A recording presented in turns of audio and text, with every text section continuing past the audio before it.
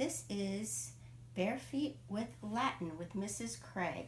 I am going to help you understand the idea of declensions and how to decline a noun and then how to use the nouns in sentences, how to order them. In Latin, we are an ordered language. Everything has a shelf or a box so that you know where things belong so that you can then use them. So I have put a bunch of books on the floor. This is year 1, 2, 3, and 4 work. Right now it's all on the floor, scattered. You don't get a sense of order just by visually looking at it. And you can't quickly know, oh, that's year 1, that's year 2 books, year 3. But on my shelf here, because I have 4 shelf boxes, I know everything in this shelf is year 1. So I'm going to look for year 1 books. And year 1 books would be charts up. So we put that on the shelf. And then we have Odyssey. That would go on the shelf here. And then I look at this and I say, what is my year 2 books? Well, year 2 books would be Beowulf, and we have Peril and Peace. So I put that on there. And then for year 3, I have the Story of the Republic.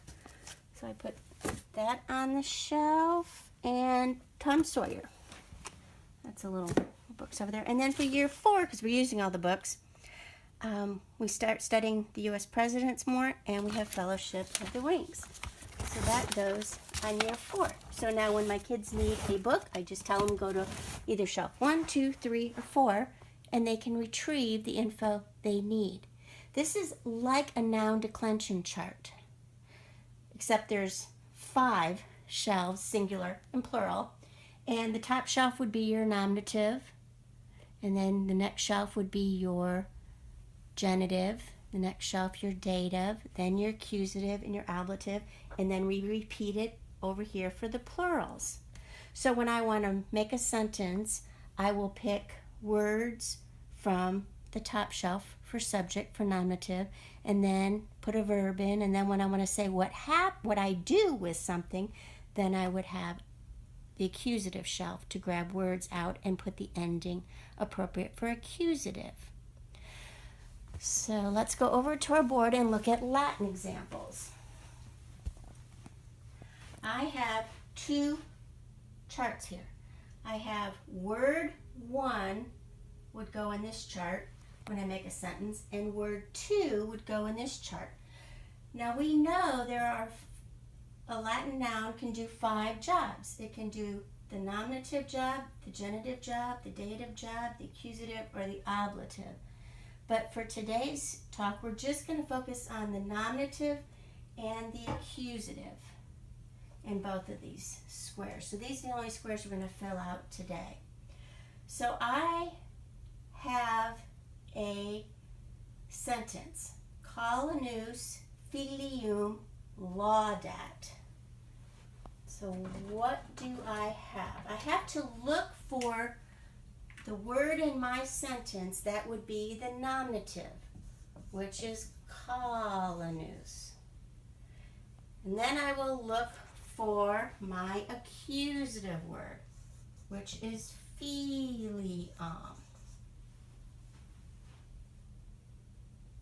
And in the old way, when we diagrammed a sentence, we did almost the same idea.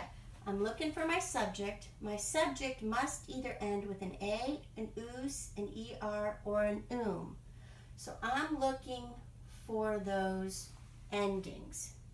And if I have an A or an us or an that's the easiest, because they're only in, the endings are only in these letters for the nominative. When you have that neuter noun, that gets a little more tricky. So donum would be an but you know it also can be your accusative ending. So that gets a little trickier. But for this sentence, we have an us. So we're going to put our subject here is Collinus. And the verb is laudat because it ends in either an O, S, T, mus, tus, un. It's going to end in a T. So my verb is laudat. The other word I have is filium. With the ending, especially with that M, I know it's my direct object, which means it's always going to come after the verb. Something's being done to that word. So I have an circle that, and my is filium. Now I haven't really even paid attention to what these words mean yet, because that doesn't matter. I'm really focusing on my endings. If I have my endings in the right order, then I can use my vocabulary knowledge and translate the sentence. So to translate this sentence, I will start with my subject. Kolanus means the farmer. Then I put my verb, praises. And I always say, once you get to this point, pause, and in a sense, put a question mark in your thought. Praises what? Praises who? Whatever answers that question will be your accusative case, the direct object. He praises his son. Or you could say the son. Both would be right. And that is your sentence. The other sentence we have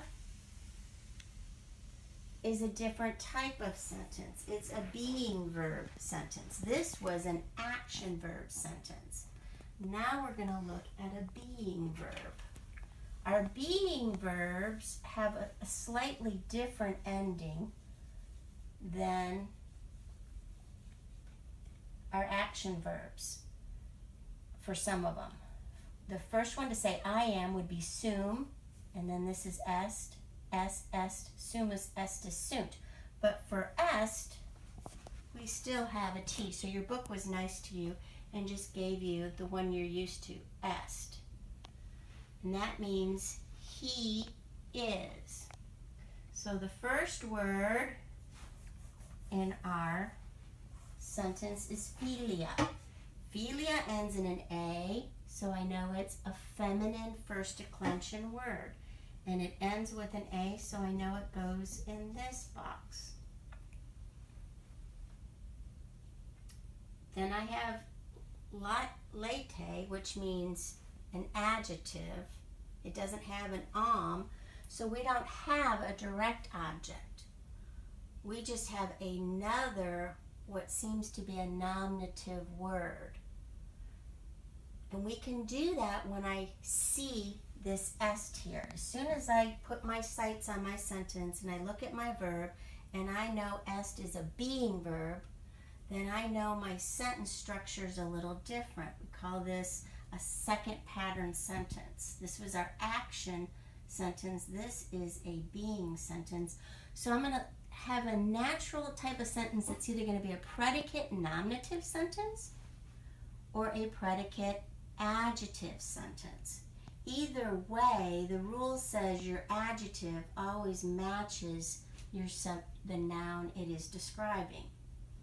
So philia is the subject. What describes her is leta, which means happy. So I'm going to put philia here because it matches my A, and we have an adjective, laeta, which means she's happy.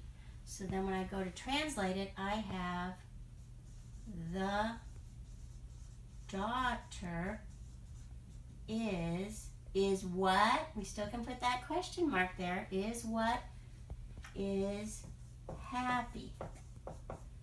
Because that's what the predicate does. It gives more emphasis and more ideas about the verb. So the verb is, so what is she? Whatever answers that question is either your predicate nominative or predicate adjective. So that is that sentence. The next one is filius. So filius is a little different. It's an oos. So I don't have the A, I'm choosing the oos. I still have est. So I'm going to put filius here.